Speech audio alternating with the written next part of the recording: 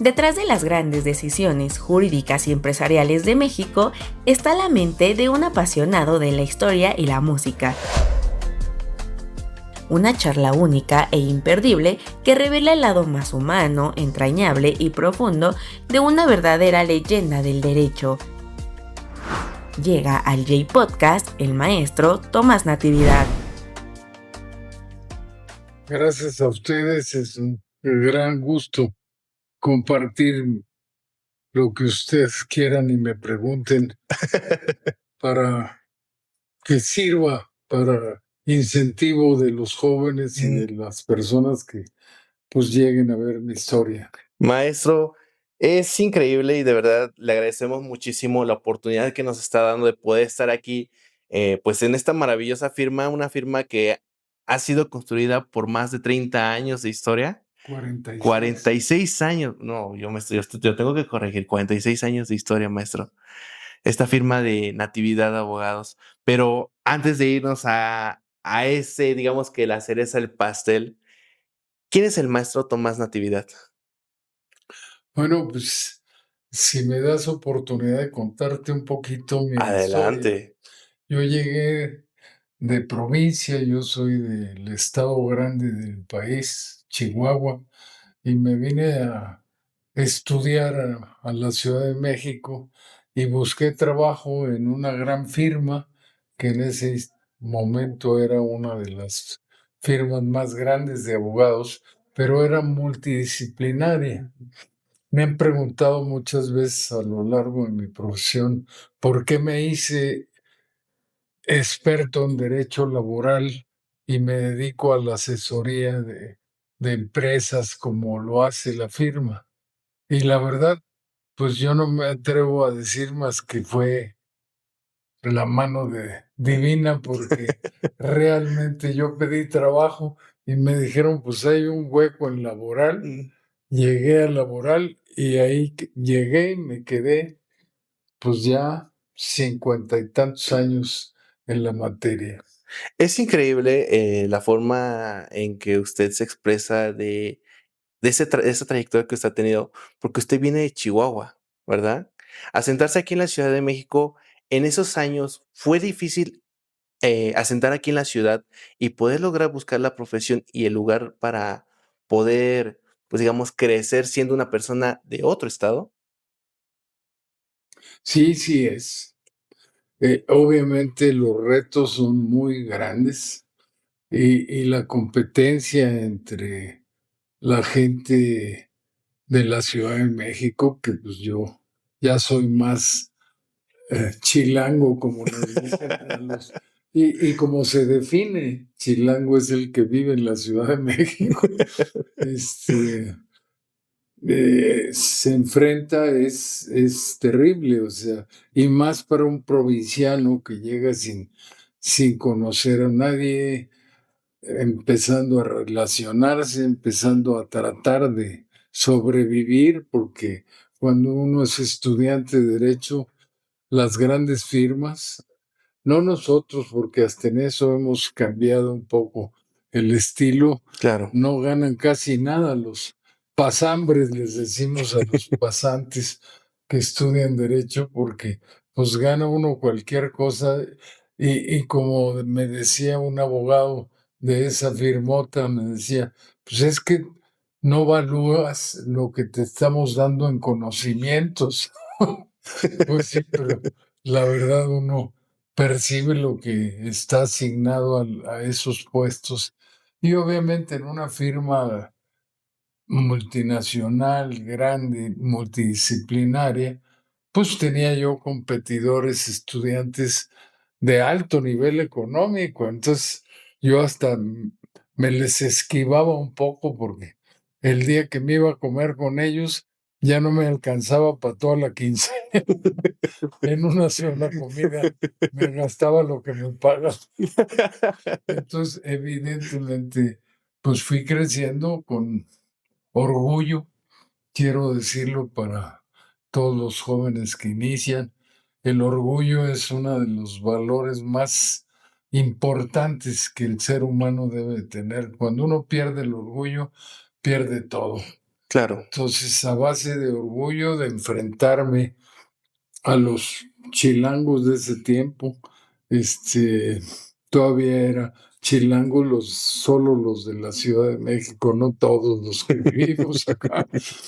Eh, y obviamente era muy difícil ascender y trabajar en una firma de ese tamaño. Sin embargo, pues Dios me dio la oportunidad de estar en la materia y tener jefes muy rudos, pero muy exigentes y realmente me hicieron crecer y evaluar lo que empezaba yo a tener. Y obviamente nunca me dejó caer mi orgullo. Muchas veces yo soy de clase media de Chihuahua y pues muchas veces me enfrentaba a gente de otros niveles de ingresos y pues no podía contra ellos más que trabajando. Y así fui ascendiendo y en 9 años en esa firmota llegué a ser el segundo del área, siendo todavía un mocoso de 20 años, ¿En serio, 20 a maestro? tantos años, sí. Y obviamente recibí la oferta de uno de los socios principales de esa firma de poner una firma con él como socio y así fue la segunda firma que participé. Y ahí ya era socio, pero no estaba mi nombre en la firma porque pues yo no tenía un capital todavía para ello y pues a trabajar otra vez y a hacer todos los esfuerzos por vencer no solo a los competidores, a los compañeros, sino a colaborar con ellos y aprender de ellos, porque un- la profesión se hace en la práctica. Así Yo aquí es. les digo a mis abogados y a mis asociados y socios, yo puedo tener un extraordinario personaje que estudió en una universidad muy buena, pero nunca trabajó. Es un título sin abogado, les digo, porque también tengo abogados que se hicieron en la práctica y que estuvieron en las trincheras desde el inicio y les costó mucho trabajo recibirse. Esos eran abogados sin título. Ahora la materia laboral, que es nuestra principal materia, manejamos laboral y todas las materias relacionadas al mundo laboral, tanto individual como colectivo, y perdón, no me gusta hablar en persona, eh, en la primera persona, pero logré crear un grupo muy grande desde que empezó mi firma. Y obviamente enfrentar el reto de consolidar la firma en contra de la competencia, que cada vez es más ruda, cada vez es más pujante y llegan jóvenes con otros valores que no conocen el esfuerzo de la lucha. Y sobre todo con ideas diferentes, ¿no? Porque ahora de las universidades muchos estamos egresando, a lo mejor no con la vieja escuela, pero estamos egresando, perdón, con otras ideologías, que a veces eso creo que es como que el tapón para muchas juventudes para decir, ay, lo dejo para el mañana, ¿no? En este caso, eh, el maestro Tomás Natividad, cuando ingresó a la Ciudad de México, ¿qué fue lo que lo llevó a que pudiera estudiar derecho y qué fue lo que hizo que se enfocara al área laboral? Pues lo que me llevó a estudiar derecho, yo empecé la carrera en la Universidad de Chihuahua, que era una universidad de muy buen nivel académico en esos tiempos todavía. Y evidentemente eso me dio la oportunidad de aspirar a pertenecer a pues me van a criticar muchos abogados de otras universidades, a ser miembro de la Escuela Libre de Derecho, que es una escuela de amplia tradición académica de más de 107 años de antigüedad y de una exigencia y nivel académico, pues, única en el país. O sea, en la Escuela Libre de Derecho todavía siguen siendo años completos. Todos los exámenes de las materias son orales, de 3 sinodales. No hay exámenes extraordinarios, no hay exámenes a título de suficiencia, o estudias, asistes y pasas o te sales de la escuela, porque hay límite en reprobadas, y si repruebas una sola materia de un año escolar, tienes que repetir ese año escolar sin avanzar. Es una escuela de lucha, de intensidad académica muy fuerte, y que, pues, sobrevivirla es un éxito. Ujú. La gente somos muy pocos los egresados de la escuela. Yo creo que en 107 años no rebasamos los 2,500 egresados. Eso solo tiene una generación de la UNAM en Derecho.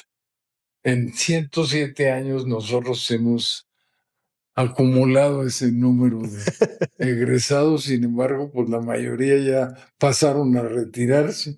Sí. Ya estamos viejitos algunos, en proceso de pensar en el retiro o dejar historia, escribir. Yo tengo, por ejemplo, yo terminé el doctorado en Derecho y no he terminado la tesis doctoral desde hace 20 años que lo terminé.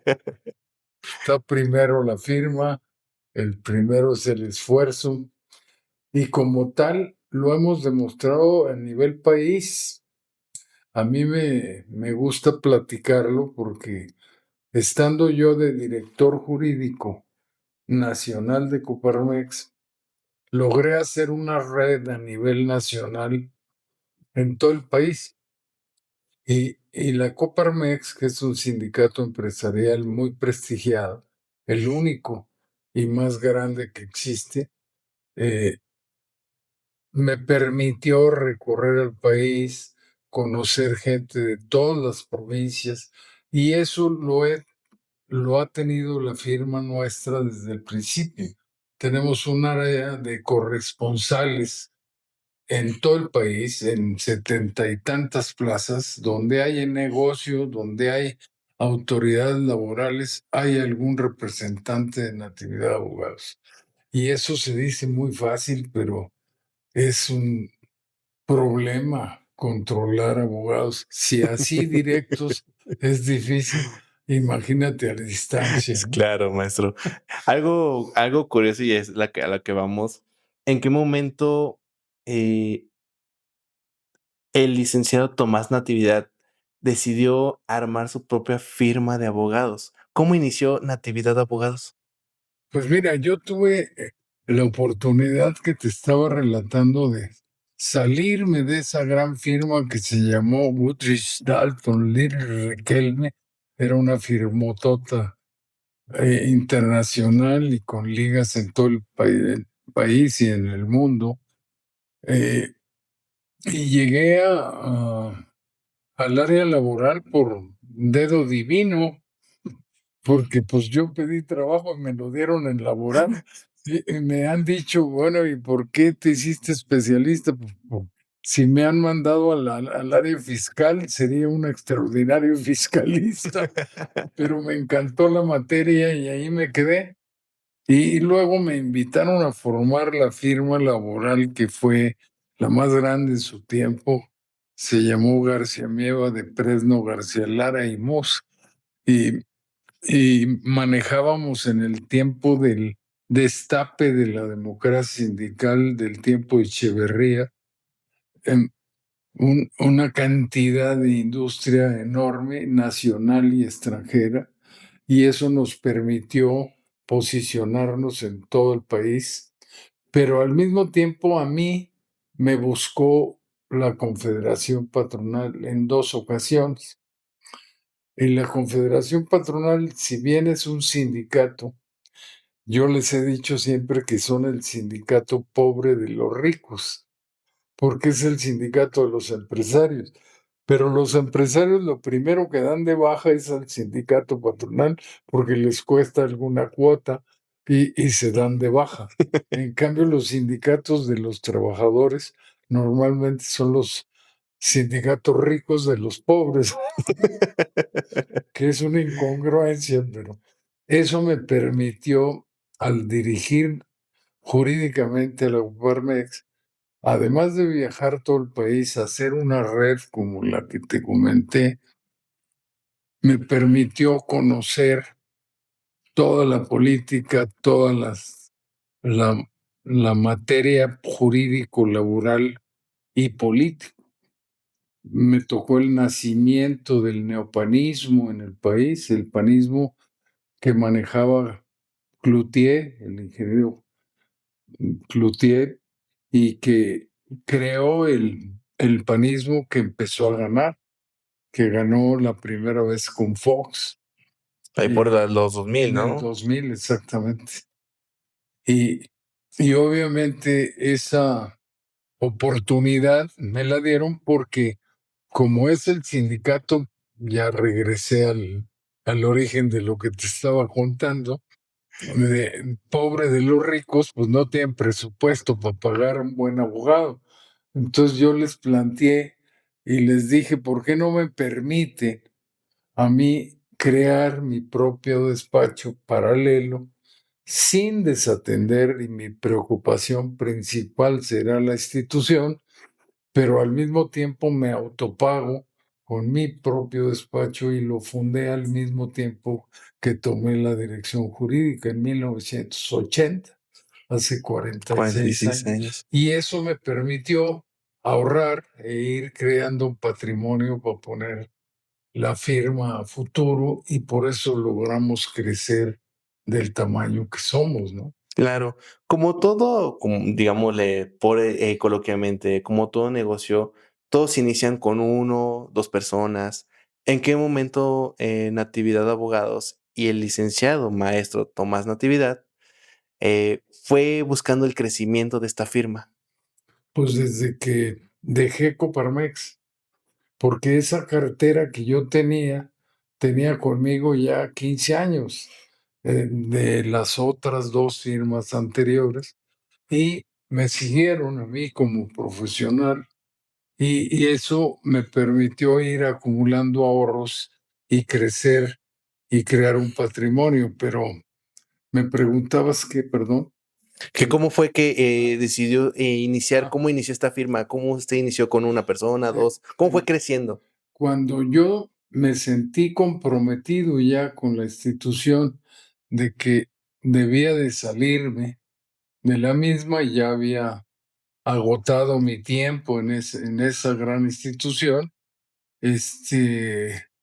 y renuncié a ella. Me pidieron que yo siguiera todavía 2 años más con ella, porque yo quería salirme del despacho de Coparmex, porque me buscaban grandes cuentas de la industria, de las finanzas, del comercio, y si yo les decía que sí, iba a empezar a fallarles a la institución.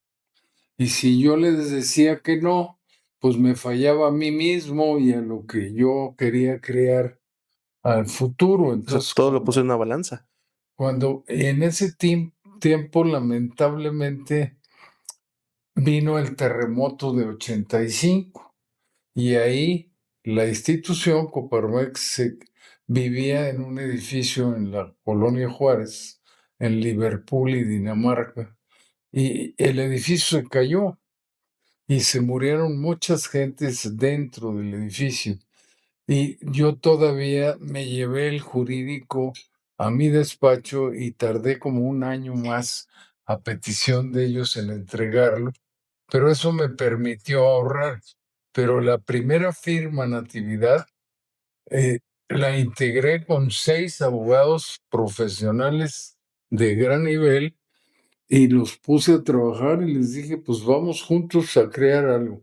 Y si Yo pienso que vamos a ser grandes, empecemos grandes. Y de origen empecé grandes. Wow, maestro, pues es increíble que la forma que uno, cómo crea una la mentalidad de seguir creciendo, pero algo que llama la atención y que nos gustaría que nos compartiera ustedes, el hábito de, nos tocó el tema del hábito del ahorro. Digo, ahora las generaciones de ahora nos damos, digo, nos damos porque todos dinero que hemos visto en la mano, dinero que lo malgastamos. Pero para poder solventar un patrimonio, ¿cuál es el método de ahorro que usted le recomendaría actualmente a todos los jóvenes que hay aquí en el país? O sea, que cambien un poquito sus valores. Ahorita, por ejemplo, un valor básico de las relaciones laborales individuales, la relación de trabajo, es la permanencia, el, el apreciar las cláusulas de retiro, de seguridad, de, de fondos de ahorro, de instrumentos que le permitan acumular capital para tener una casa propia, seguir estudiando, pagar posgrados y seguir teniendo capacidad de competir en el mundo actual, que cada vez es más complicado y más competitivo. Porque si no, pues todo esto que estamos viviendo de la inteligencia artificial y el desplazamiento que se va a venir por los solos desplazamientos de la gente, la tecnología, la robótica, que va a desplazar muchísimas profesiones y trabajos directos, pues van a afectar el trabajo humano y pues la gente no se da cuenta de que hay que prepararse para ello. Para el futuro. ¿Cuántos manejadores de Uber tú conoces o yo conozco que son ingenieros, son abogados, son doctores que no tienen plazas y no saben dónde trabajar y andan manejando un coche haciéndose la vida porque no lo pensaron a tiempo y no se prepararon? Y además no tienen el orgullo que te decía. Porque ahorita en México y como todas las economías en desarrollo, si tú te pones a trabajar y hacer lo que haces bien e intensamente, no hay forma que te vaya mal. Entonces, el la mentalidad de las juventudes de ahora cree que puedan afectar con las nuevas tecnologías o el uso de que estas juventudes de ahora estén utilizando tecnologías como la inteligencia artificial. ¿Cree que eso sea como, digamos, la muerte súbita para las futuras generaciones y para el mundo laboral? No, yo creo que evidentemente el mundo va a transformarse. Nada más el puro derecho laboral que nosotros manejamos es un derecho muy complejo, muy social, pero que durante toda la etapa del sistema político mexicano se creó sobre reglas de control central. Recuerda que México es un país violento Así es. desde su origen, desde las guerras de independencia, desde las guerras de la revolución, las guerras de cristeras del centro del país, de Morelia, de Jalisco, de Michoacán. Siempre ha habido enfrentamientos y guerras sociales muy importantes. México no se independizó y le aplaudieron de España, ¿no? Como por ejemplo el caso de Brasil, que es un país más grande que nosotros, en población y en economía muy similar a nosotros. Se independizaron, nunca han tenido una guerra interna, nunca. Ni en su historia se ve. Se independizaron con una carta al rey de Portugal y él les contestó que sí, que estaba bien. Agarren sus cosas. Eran fecha para la celebración y se hicieron independientes. O sea, México no es así. Es México un sí, país guerrero, es un país de cambios. de lucha. Y cuando nace y se independiza después del porfiriato, que duró 38 años dirigiendo al país, Porfirio Díaz, oaxaqueño, igual que Benito Juárez, logra entender que tiene que cambiar el país y vienen las guerras y las guerrillas y el general tal se enfrentaba al general tal y surgen los grupos de Villa, de Zapata, de pues todos Hasta los héroes, porfiristas, ¿no? así es, hasta que finalmente el presidente por Plutarco Elías Calles logra unificar al sistema y poner orden y crea el sistema político del país. Crea un sistema en donde, por un lado, se queda el gobierno federal con tres patas principales, un partido político fuerte, que era el abuelo del PRI, que luego fue otras siglas, PNR, Partido Nacional Revolucionario, y luego el Partido Revolucionario Institucional, ahí no del PRI. Y ahí nace el PRI. Sin embargo, la pata política del país es este partido, y ahí era un partido único, era absoluto, controlaba Cámara de Diputados, Cámara de Senadores, la mayoría de las entidades de la República. Pero entonces surgían los generales que querían competir por el poder, y Lázaro Cárdenas hizo un sistema en donde ese partido político tenía que tener una pata obrera muy importante, que era la CTM, la CROM, que es la central primera que se fundó a nivel país, que todavía existe, y las demás que fueron sumándose, y en los 60 se aglutinan en el Congreso del Trabajo. Pero esta pata obrera existió y ahorita está en plena recomposición.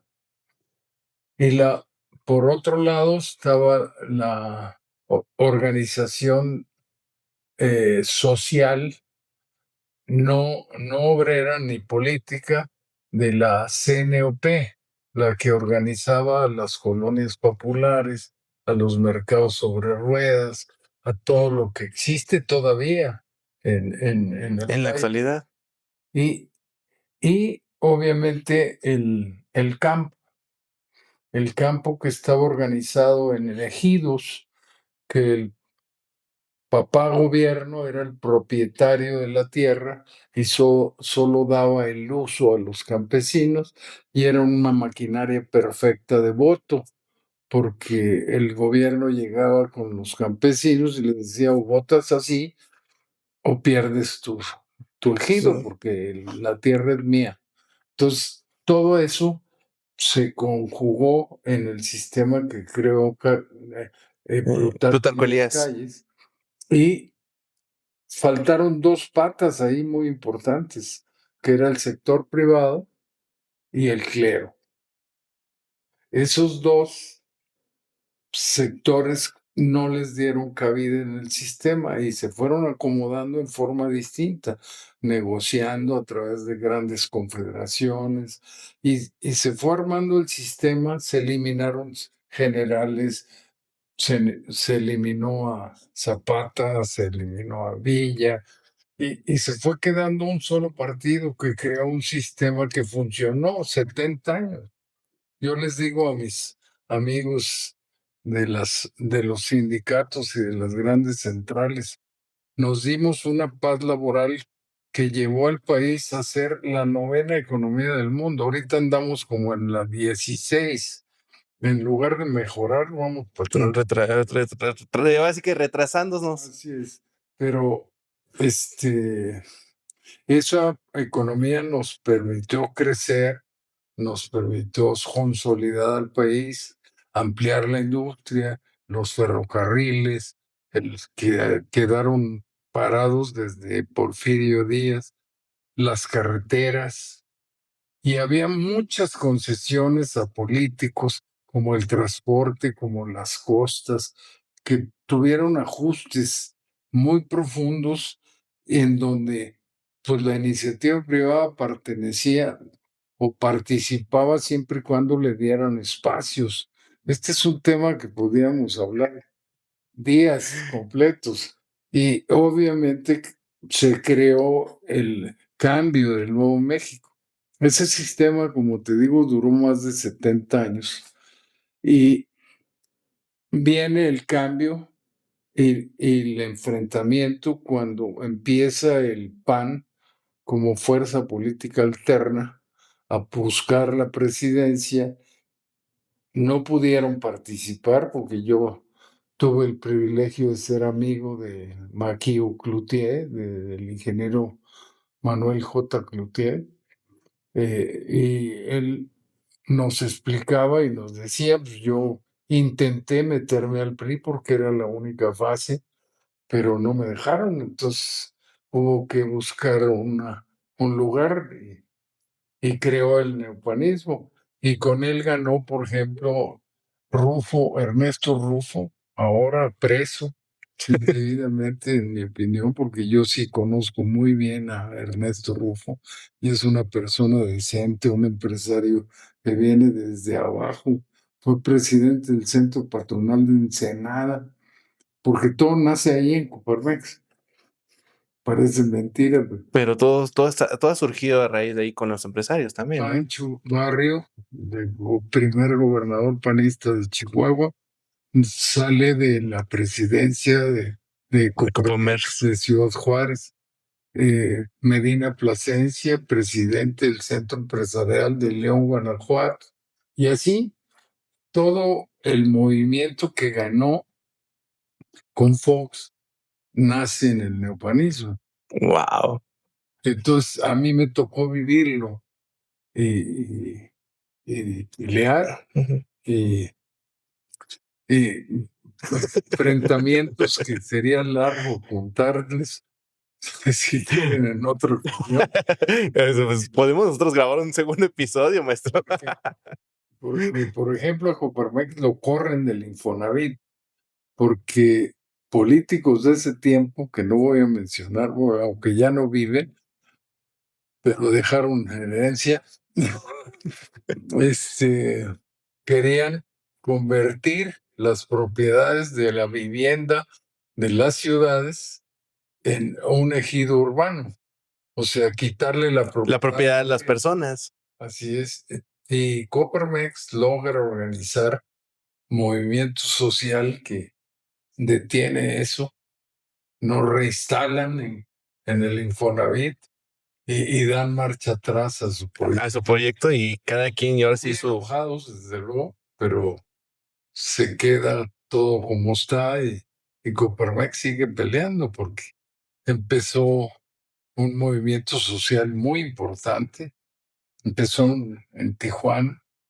Se planeó una primera asamblea en Tijuana de 5,000 gentes y llegaron 10,000. La siguiente era en Jalisco, se planeó para 10,000 o 15,000 y llegaron más de 20,000. O sea, que tuvieron buena colocación y voz ese tipo de reuniones. La tercera iba a ser en Puebla y el licenciado Salinas de Gortari, en ese tiempo secretario de Programación y Presupuesto, la detuvo, negoció con Coparmex, reinstalaron a Coparmex y Coparmex se reestructuró también.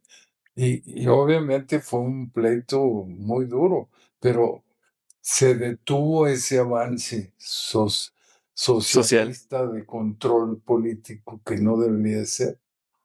Y tristemente ahorita estamos peor que antes, ¿no? Pero exacto, eso es lo que íbamos. ¿Usted cómo ha notado el cambio generacional, pues, político y laboral cómo ha cambiado a los años en los cuales se inició todo esto del movimiento de Coparmex a la actualidad, gobierno político, repitiendo, en el aspecto empresarial y laboral. ¿Cuál cambio usted cree que ha sido el más importante y cuál ha sido el que dices, ¿por qué se fue esto por ahí? Pues mira, eh, terminando el tema que estábamos Ujú. platicando, este, esa lucha que se tuvo en ese nivel se dio porque la gente se puso la camiseta.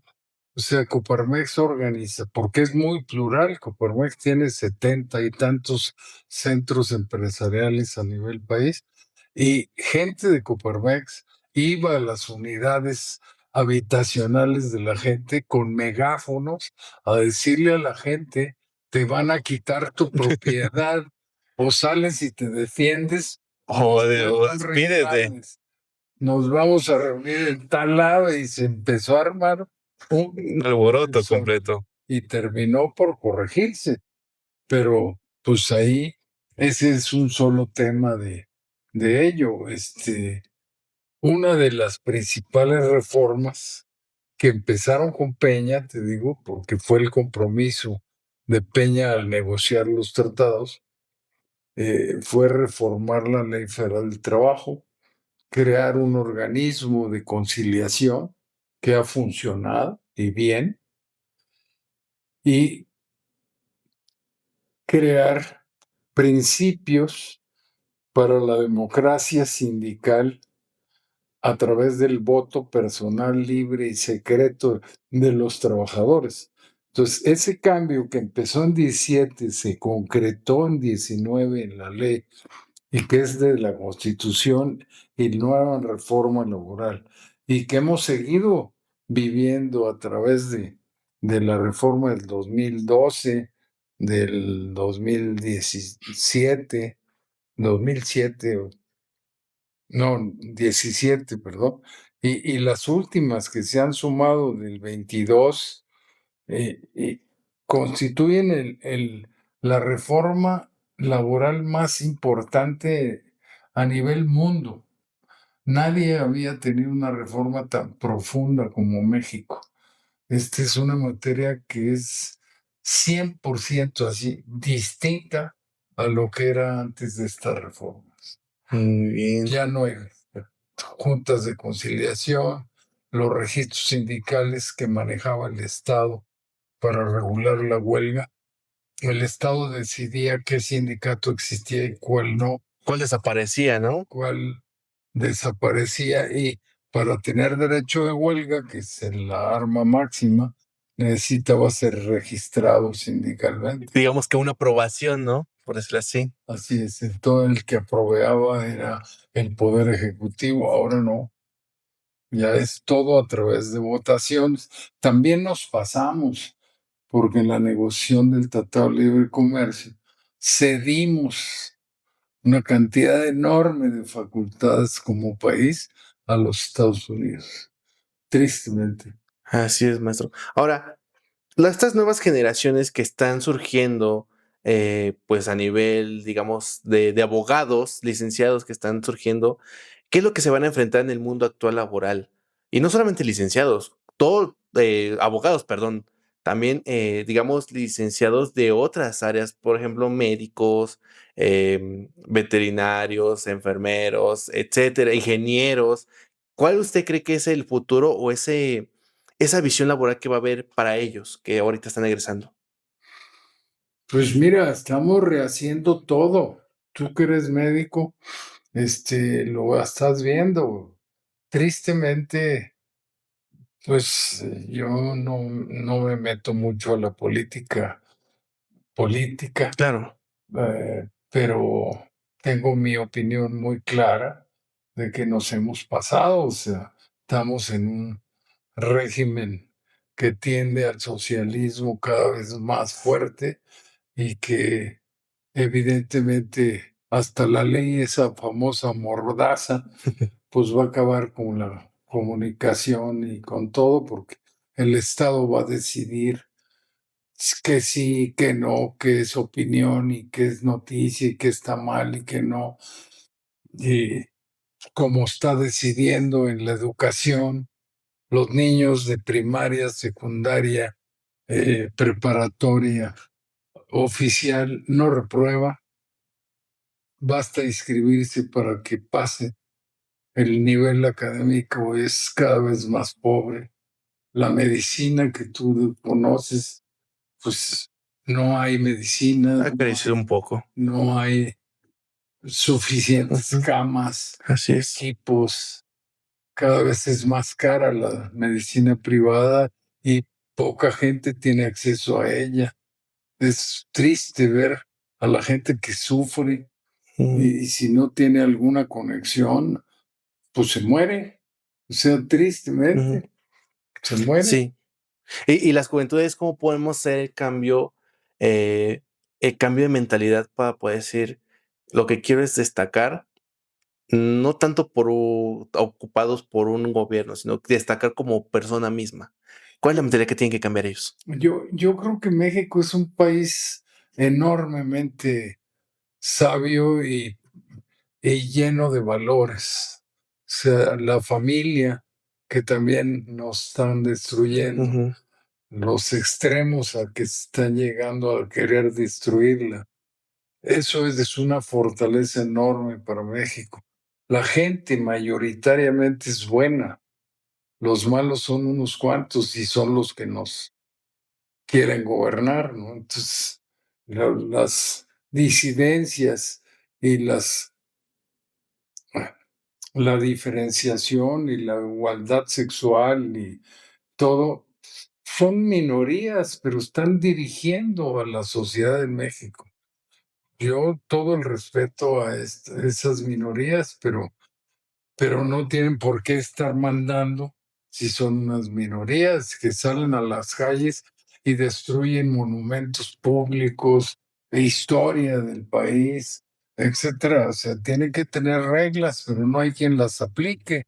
Y tristemente, pues a mí no me consta porque yo nunca ando en eso, Sí. pero pues cada vez se oye más internacionalmente, lo dice Estados Unidos, que es nuestro principal socio.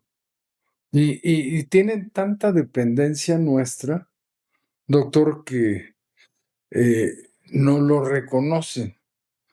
Por ejemplo, si México para su industria, les paramos el 70% de su operación industrial a ellos, Estados Unidos. a ese grado. Obviamente, si ellos nos cierran puertas, nos suben impuestos, aranceles y les llega, nos parten todo lo que te imaginaste, porque dependemos 90 y tantos % de ellos. O sea, No, y son que economías totalmente unidas y se necesitan una a la otra. Tenemos más de 2000 kilómetros de frontera con pases diarios de miles y miles de personas. Estados Unidos no sé qué haría sin nuestros paisanos. la mano de nuestros mexicanos, ¿no? Estados Unidos es la segunda población de mexicanos en el mundo. Son más de 40 millones, legales e ilegales, de mexicanos. Aquí en el país somos 130 más o menos. No, pues es que 40 millones de de gente gente allá. allá y que lo están tratando mal y que no podemos permitirlo. Pues hay mucho por hacer. Ellos nos necesitan y nos van a dejar seguir pasando, pero tenemos que ponernos las pilas, no andar explotando gente ni nada, reconociendo derechos. Por eso te reconocí en la reforma laboral, la conciliación ha acabado con el negocio laboral que existía, era un negocio de abogados. Los abogados que llevaban trabajadores, pues les compraban sus créditos y seguían creciendo en forma sin topar hasta que fuera necesario y acababan empresas y se hicieron multimillonarios. Todo eso se ha ido bloqueando y de cada 10 asuntos, pues 6, 7, yo digo 6 porque ese es nuestro promedio en la operación, pero pero cifra oficial son 7 que se arreglan en el proceso conciliatorio inicial. Y eso da paz laboral, evita juicios, evita que gente ande viendo que se va a dedicar. Llega, se toma un acuerdo, recibe su dinero y se pone a chambear otra vez en lo que encuentre, pero Y entonces, maestro, poder lograr consolidarse en la actualidad, ahora con las nuevas tecnologías, ¿cree que ese sea como un retroceso al avance de México o cree que las tecnologías podrían utilizarse a favor de un crecimiento? pues tenemos que usarlas a favor de un crecimiento, porque nuestra economía está totalmente mezclada con ello. No podemos estar fuera de eso. Tú lo has visto ahora en la prensa. Se quejan ahí los pleitos entre las mafias y los malos, que se pelean ya con drones. O sea, si nosotros nos quedamos fuera de eso, pues estamos en la calle. O sea, vamos a entrar o vamos a entrar. Entrar bien es lo que debemos hacer. Por ejemplo, hay profesiones como la de la secretaria, la que tomaba Ujú. taquigrafía, pues ya no existe. Desaparecieron. Cada vez hay menos. Hay algunas que se dicen secretarias, pero ya no son auxiliares, ayudan, acompañan, guardan archivos, pero ya no son las secretarias de antes. Y como esa profesión, muchas se han terminado, muchas. Maestro, y algo que a mí me llama muchísimo la atención, dejando fuera todo el tema de lo que ahorita estamos hablando, porque de verdad, los que nos están escuchando a través de las plataformas como Spotify, Amazon, Apple, iHeartRadio, pues se van a dar una idea o se estarán imaginando cómo era la política, cómo la forma, la historia que usted nos platicó, pues dice, uno empieza a imaginarlo, ¿no? A decir, wow, ¿por qué esto no está escrito en los libros, verdad? El maestro Tomás Natividad podría llegar a escribir un libro de toda esa trayectoria de historia, ¿no? Pues ese va a ser mi tesis doctoral. Tengo escritas 450 hojas ya.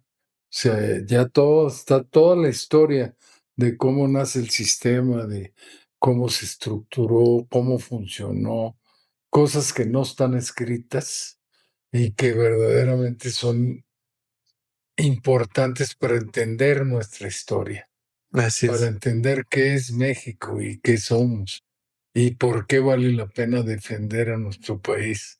Maestro, sería No, increíble. no con mentiras de hay que defender la soberanía. Primero hay que defender a la gente para que tenga estudios, A nuestra, mejore su a nuestras condición. manos obreras, así es. Sí, sí, sí. Es más, ahorita tocando el tema obrero, el sindicato que no se cambie su mentalidad de ser un organismo verdaderamente como lo define la ley laboral desde siempre, para un grupo de trabajadores o patrones, para el estudio, defensa y son 3 motivos, para la defensa, estudio y mejora de las condiciones de trabajo, pues no sirven para nada. O sea, ya los sindicatos que no ayudaban a las bases, pues están muriéndose.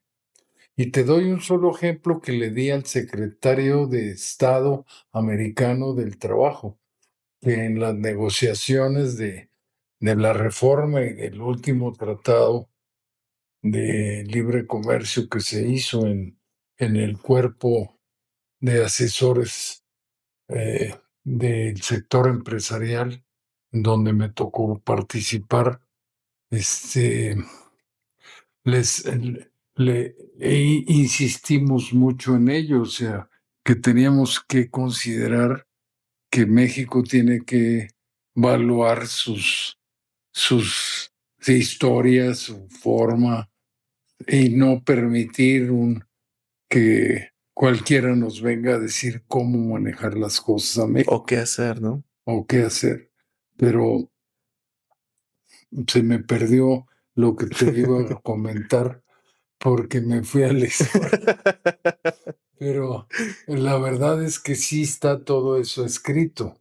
Por ejemplo, se sabe muy poco y esto, yo hice media trampa porque tengo como 38 años de ser maestro de los temas sindicales y de huelgas y de todo esto.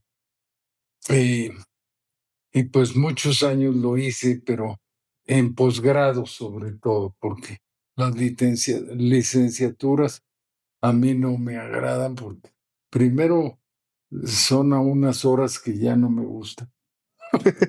Y segundo porque pues ahí tienen ya otra cultura los chavos de esas edades, no respetan a las instituciones y termina uno corriéndolos a todos. La última vez que di en una licenciatura en una buena universidad, porque sí me invitan, de repente se me paraban a caminar en el salón. Es que estoy liberando mi estrés. Salte de la Va a liberar tu clase, estrés allá afuera. allá afuera. Pues sí, pero pues, y si otro está haciendo lo mismo, molestando al vecino, pues salte, me quedaba yo con la mitad del grupo.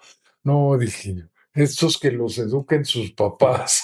Así es. ¿Cree que la universidad hace al alumno o el alumno hace a la universidad? Yo creo que la universidad hace al alumno como regla general. Desde luego, hay extraordinarios estudiantes, por ejemplo, en la UNAM. En la Escuela de Derecho, que yo conozco, es realmente productora de grandes profesionales. Saludos a los de la FES Zaragoza. ¿Mm? Que saludos a los de la FES Zaragoza. Sí, la verdad, hacen gran materia, pero de tantos miles que nomás van a pasear y a hacerse. Y que dicen que nada más, ya dicen, creen que pasar el examen de admisión es un trámite y ya estar ahí, ya haces lo que quieras, Y ¿no? ve lo que pasó en los últimos, puras trampas. Sí, sí, ese es un tema que ahorita ha estado muy controversial en la universidad, pero dicen, la universidad creo que lo que tiene que hacer, ¿no? Defender su autonomía y ver qué es lo que dicen, dar soluciones, ¿no? Así es. Maestro, ajá, diga. No, dar soluciones. Sí. Maestro, Te algo. iba a contar una Ay, anécdota. claro. Y hice trampa en lugar de examinar a mis alumnos de posgrados, porque si ya estás en un posgrado, pues ya eres profesional, ya pagaste el posgrado o te lo pagó alguien, Ya tuviste una educación, ¿no? ya tuviste toda la oportunidad y si estás inscrito en un posgrado es porque quieres mejorar. Ya yo no les hacía exámenes, entonces les pedía, consíganme material autónomo y auténtico de derecho laboral, lo que consigan publicado, escrito, y con eso pasan. Y de 1900 a 1910, este grupo, y los hacía así, y logré reunir una información verdaderamente importante de la historia del país y de la materia a través de cajas que todavía tengo, que nunca terminé de leer, pero te voy a contar un solo anécdota. El primer pacto económico que hizo México fue en la Segunda Guerra Mundial, que aquí refleja muchas cosas que se están volviendo a vivir. Estados Unidos, nuestro socio principal y vecino, pues se metió a la guerra mundial de los 40 profundamente. Acuérdate que la guerra mundial fue de 42 o 47, Ujú. por ahí. Entonces, yo nací en 47, o sea, ya terminada Ya casi, ya había finalizado esa guerra. la Segunda Guerra Mundial, sí. Pero en ese lapso y sus consecuencias posteriores, Estados Unidos fue protagonista en la guerra de, de Vietnam, la anterior, de Corea, es más, todas las guerras que siguieron, Afganistán, etcétera, pues Estados Unidos fue un gran participante y necesitaba a México, a su vecino y socio, en que le produjera las cosas que ellos no podían producir porque estaban produciendo armamentos Mientras ellos y estaban ocupados en otras tanques y cosas, tenían que tener otros, ¿no? equipos así. Y México en esa Segunda Guerra Mundial se convirtió en el productor de Estados Unidos. Y ese convenio, que muy poca gente conoce, lo firmó don Fidel Velázquez Sánchez, que fue para mí uno de los grandes personajes de este país y de esta historia.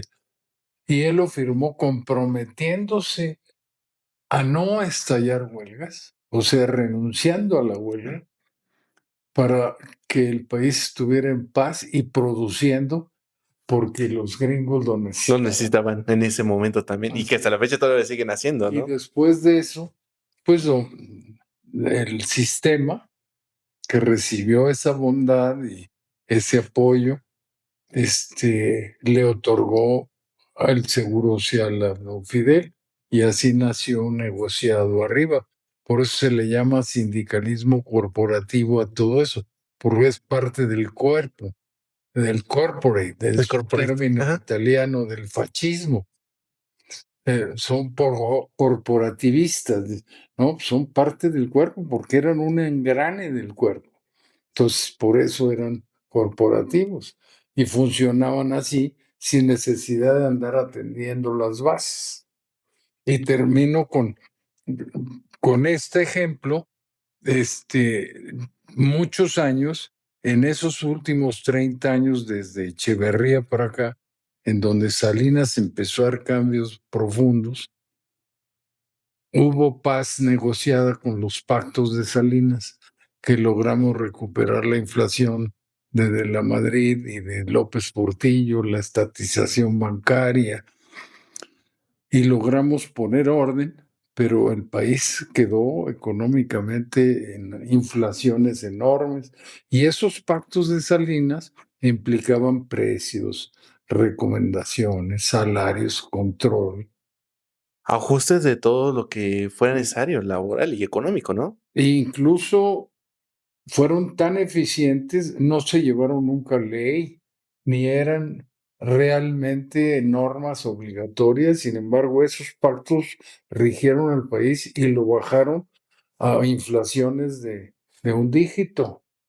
Y por eso hemos logrado mantener esas inflaciones desde esas épocas. Wow. Entonces, evidentemente derivada de los pactos.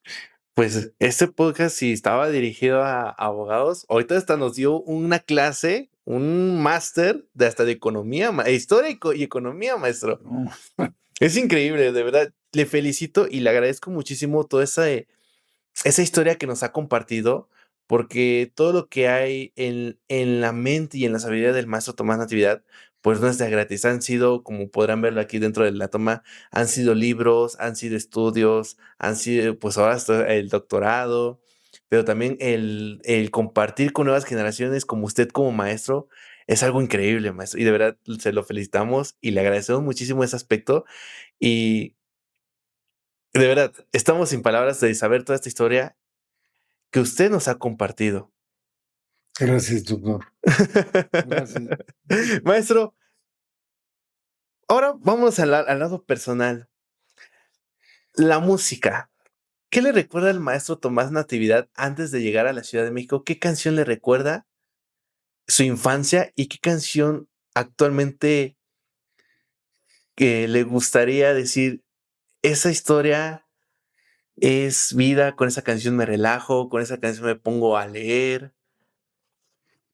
Pues mira, yo trabajo todavía en mi máquina, le dedico mucho tiempo y me pongo a crear documentos, ideas nuevas, cómo manejar, por ejemplo, todo esto que se nos viene encima de la implementación de la semana de 40 horas que no estaba preparado. Ah, sí, el nuevo ajuste laboral de 40 horas. Realmente le va a costar al país mucho dinero y va a costar muchos empleos formales, no porque se vayan a despedir a las gentes por ello, sino porque el costo es enorme. Ujú, Yo he visto la disminución de la inversión extranjera en maquilas, pero realmente preocupante, porque la pura implementación de las 40 horas implica tiempos extras al 100, al 200 y 300% más, enorme de ujú. costo. Pero el problema es que tampoco hay mexicanos que estén preparados para cubrir esos puestos que ahora se cubren con tiempos extras y no hay el material humano porque hemos descuidado eso Ujú. de la educación y la capacitación y no se le ha infundido a la gente que tiene que prepararse. Si no le gusta estudiar en libros y todo, en la práctica se hace el Dicen, la profesional. práctica es el maestro también, ¿no? Así es, sí. Y por ejemplo, y el maestro Tomás Natividad, ¿qué es lo que escucha para poder ejecutar todo ese tipo de nuevas estrategias? Pongo mi música y me pongo a trabajar y oigo música romántica. A mí me gusta toda la música. Desde chavo lo escuchaba. Mi familia es de muchas mujeres. Tengo 5 hermanas. Ujú. Tengo 3 hijas, mujeres, un solo varón. Y realmente siempre he sido muy, Muy muy romántico. amante de la música y muy romántico. Sí, he tenido una vida privada muy poco entendible. Este, no sé qué tal usted piensa. Yo por ahí, un pajarito me contó que usted conoció al maestro Juan Gabriel. Fui 9 años abogado de él. ¿En serio? ¡Wow! ¿Y cómo era Juan Gabriel fuera de los escenarios con usted? Era un tipazo, era un genio. Era un genio. Yo lo conocí un día. Estaba yo comiendo aquí en la Colonia Juárez, en un restaurante japonés, eh, y de repente entra una llamada a mi celular y me dice, hola, hola, soy Juan Gabriel, me dijo. Ah, sí, pues yo soy Batman, le dije. Y me dijo, no vayas a colgar, me dijo.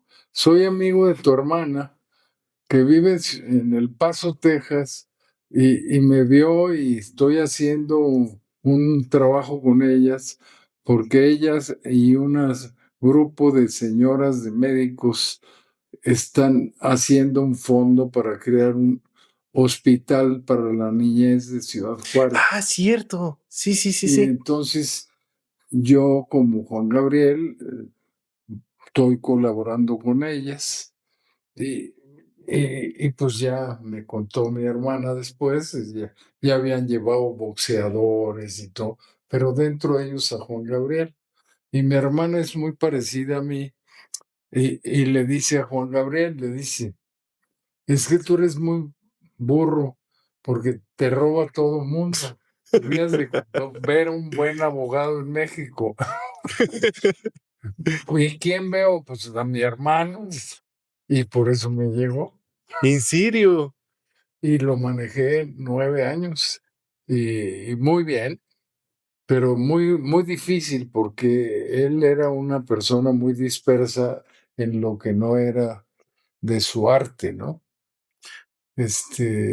Tenía yo que ir a verlo a Miami, y al Paso, Texas, o a Nuevo México, donde tenía su casa, y, y ahí acordar con él porque lo veía en el auditorio, en Bellas Artes, en donde estuviera, pero nunca me dedicaba tiempo de trabajo y yo tenía que saber, pues, instrucciones de él y no de terceros o cuartos, que había muchos oportunistas ahí Que se hacían pasar, yo soy la mano derecha de Juan Así Gabriel. es, O sea, así. usted tuvo su contacto, bueno, tuvo el trabajo directo con En él. esta oficina donde estamos, tuve todos sus másters de grabación de No, toda su historia. no, no, en Hasta que serio. le dije, oye, llévate esto, yo no tengo un seguro que pague esto. En serio, maestro. O sea, aquí donde estamos también puede estar Juan Gabriel. Sí, sí, sí. Wow. Imagínense, es que la vibra de aquí, de donde nosotros estamos, donde nos hizo el favor el maestro de invitarnos, pues es mucha historia. No podríamos, quisiéramos tener todo el cuadro completo, pero son cuadros, es historia. Sabemos que también hay un cuadro del maestro Juan Gabriel que hubo un obsequio, ¿no? Sí, no, trabajamos mucho. Tuve muchas obras de él, pero Qué lujo, maestro. Qué lujo haber tenido un pedacito de Juan Gabriel. Eso sabíamos de un pajarito. Y digamos, este podcast está basado en la música. Tenemos la apertura de nuevos una de las públicos. preguntas que me hizo él, ¿eres de Chihuahua? Sí, le dije, soy de Chihuahua. ¿Naciste en Juárez, verdad? Sí, también yo. Juan Gabriel nació en Juárez, Así es. aunque Alberto Aguilera Valadez nació en Michoacán. Así es. Pero, ¿te gusta mi música? Me dijo. Sí, me gusta tu música. Pues ya le hicimos. Te va a hablar fulano de tal, un manejador músico que tenía él, y se van a poner de acuerdo porque le debo al Premier un antro que había aquí en Ujú. el sur de la ciudad, de lujo. Le debo algunos millones que me dieron en anticipo y necesito arreglar eso. Por favor, velo y tú resuelve, y tú ve y la Procuraduría y te arregla. Y se lo arreglé y entonces obviamente quedó muy contento y me empezó a mandar todo. Le mandó, yo imagino que también colegas de la música. También aquí estuvo la reina de la salsa, ¿India? ¿cómo se llama? No sé si es India, no. Ha de ser India, ¿no? No, La reina de la salsa. No. la, Ahorita la recordamos. que tiene un grupo musical, ¿Margarita? Margarita. Margarita, la diosa de la cumbia. Ella estuvo aquí conmigo, estuvo también Amanda Miguel y su marido. Diego Verdaguer. Bernabé. Wow. Y luego ya con el correr de los años me hice socio de una empresa de puros artistas y bien, Qué bueno, qué padre, maestro. porque pues esas cosas te siguen. Sí, así es. Y yo pues quiero muchísima música. Aquí mi auxiliar, Paola, siempre está viendo a ver qué ponemos de música. Para trabajar, pues pongo música de esa que ya está dando la Ujú. inteligencia artificial, Sí. músicas así muy románticas y todo, para que te dejen bien pensar. Así es, maestro. Pues, maestro, ya estamos por cerrar este episodio. De verdad, le agradecemos muchísimo el tiempo que nos ha regalado.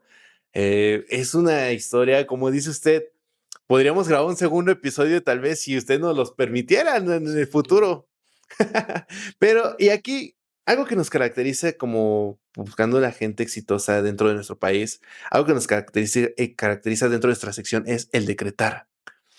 Queremos ver o saber qué es lo que decretaría o decreta más bien el maestro Tomás Natividad en su vida y en el futuro.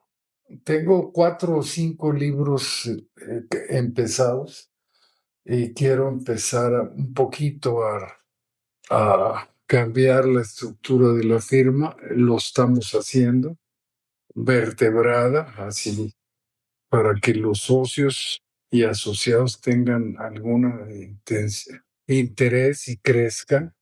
Estamos tratando de mejorar las condiciones de ellos porque es un despacho que primero están los socios y asociados. Para mí es una prioridad los compromisos de retiro de los abogados de donde viven. Nunca se ha dejado de pagar. A veces se ha retrasado algún pago, sobre todo en la pandemia, que no pagaba nadie, pero realmente consolidar esto. Porque además tengo una historia clínica terrible. Tengo un balazo 45 en en el pulmón, o sea, he vivido de todo. Y obviamente eso me ha permitido a vivir el día. Y el día de hoy, no sé si mañana exista, ayer ya pasó.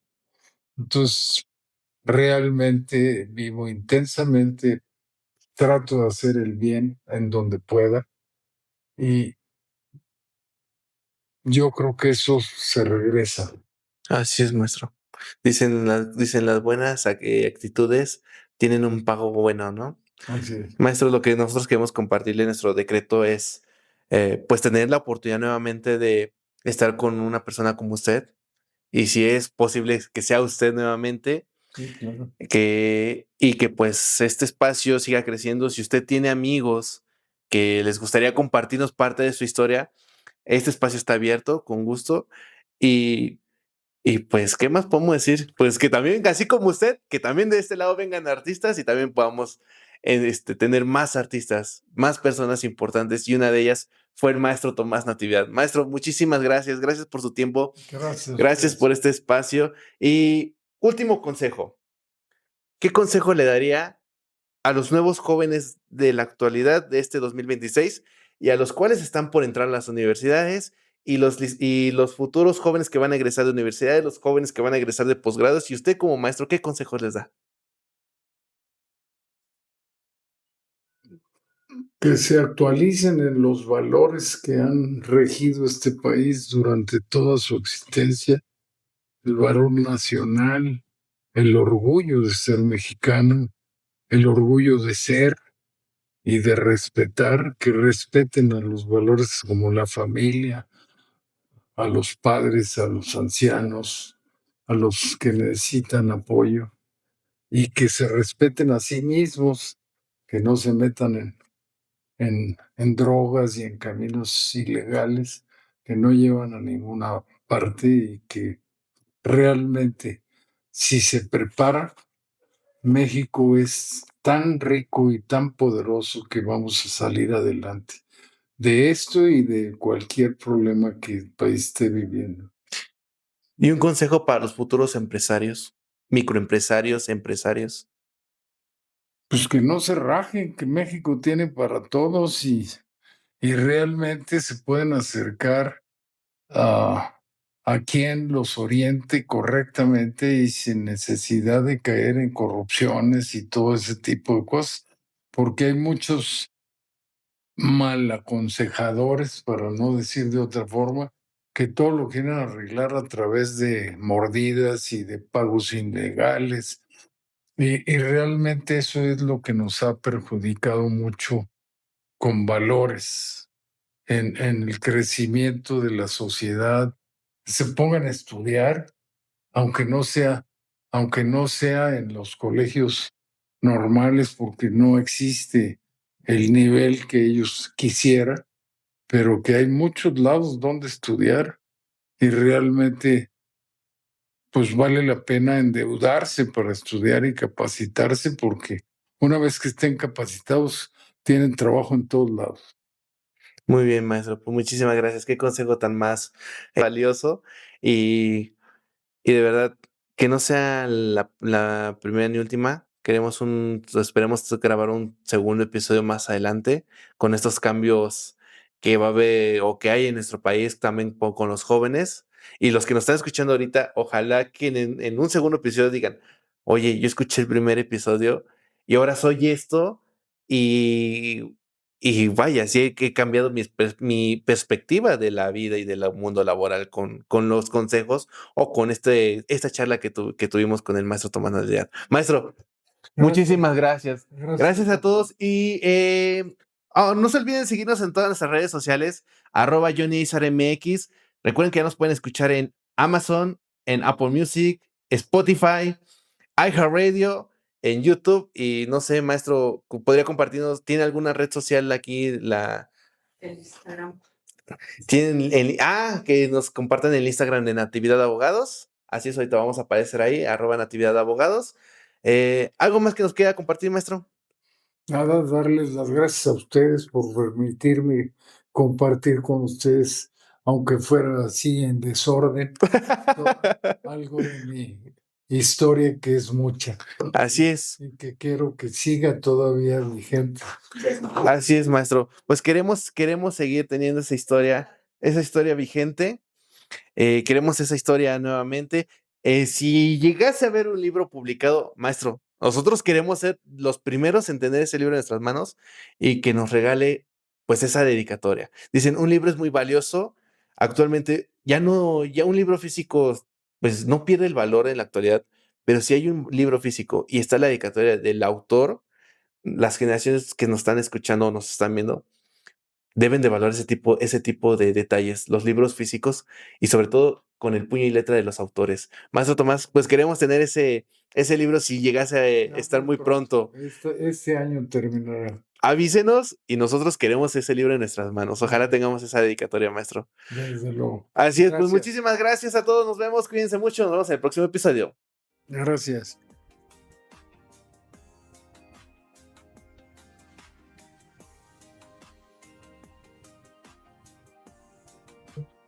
Maestro, algo que se nos estaba pasando.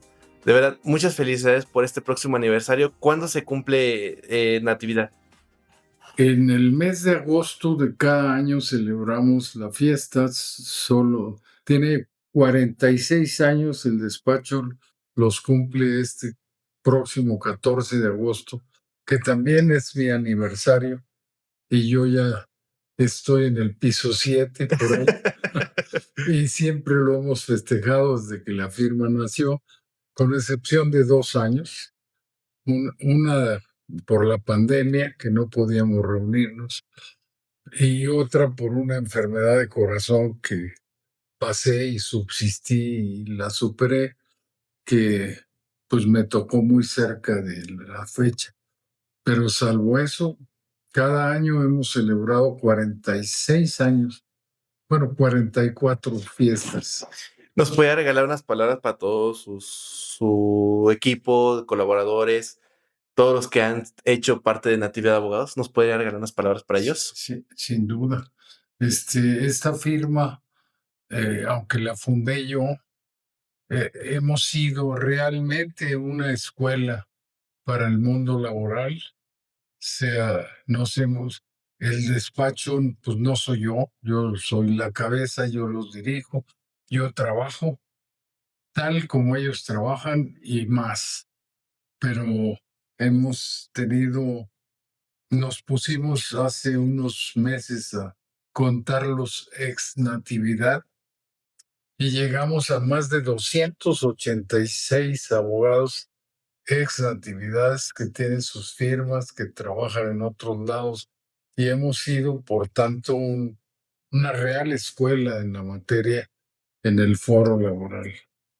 Seguimos siendo un grupo muy importante y el despacho es y subsiste por los socios y abogados que colaboran en este despacho, a quien sí les exigimos, o yo les exijo, mucha profesión, mucha ética, que es difícil mantenerla en algunas profesiones y en la mayoría de ellas, pero que hemos logrado superarla. Hemos pasado todas las pruebas de confianza y de compliance, como ahora se le dice internacionalmente, y realmente estamos orgullosos de ello, porque para eso hay Natividad para muchos años más. Un día antes de la última operación de corazón, reuní a mis socios principales y les dije, ¿quieren seguir? O yo me reduzco y me pongo a escribir libros y me hago consultor.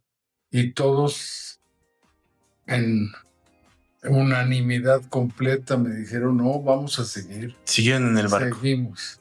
Así es, maestro. Pues muchas felicidades. Felicidades por este aniversario de Natividad de Abogados y que sean muchísimos años más. Gracias.